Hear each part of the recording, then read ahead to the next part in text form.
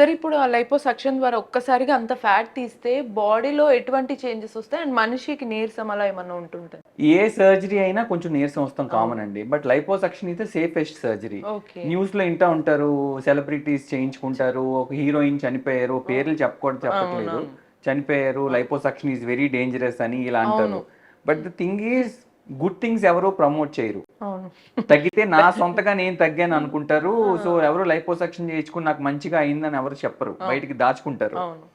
So death అయినవి మాత్రం మనకు బాగా అనిపిస్తాయి. హ్మ్. సో ఆ హీరోయిన్ డెత్ అయిన కేసు మనకి ఇక్కడ జరగలేదండి. అవును. It happened in America. హ్మ్. హ్మ్. ఇక్కడ ఆల్రెడీ 3 సిట్టింగ్స్ ఆవిడ లైపోసక్షన్ చేయించుకుని ఫోర్త్ సిట్టింగ్ కోసం హ్మ్. షీ వెంట్ ఇక్కడ ఇండియాలో ఎవరు చేయనంటే ఆవిడ అమెరికా వెళ్ళారు. ఓకే. ఇండియాలో ఎందుకు చేయను అన్నారు అంటే ఇప్పుడు అదే ఆ హ్యాండ్స్కి చేయించుకుంది ఆవిడ. హ్మ్. హ్మ్. ఈ హ్యాండ్కి ఆల్రెడీ 3 టైమ్స్ చేయించుకుంటే మళ్ళీ ఫోర్త్ టైం ఇదే హ్యాండ్కి లైపోసక్షన్ చేయించుకుంటే కాంప్లికేషన్స్ ఎక్కువ వస్తాయి. ఓకే. ఫస్ట్ టైం లైపోసక్షన్ చేసినప్పుడు చక్కగా ఫ్యాట్ నీట్గా తీసేస్తాం. ఓకే. ఓకే. సెకండ్ టైం చేసేసరికి స్కారింగ్ ఉంటుంది. Third okay. టైంకి ఇంకా స్కారింగ్ పెరిగిపోతుంది. అవునవును. సో ఇట్లా పెరిగిపోయినప్పుడు ఏమవుతుందంటే మనకి కాంప్లికేషన్స్ ఎక్కువ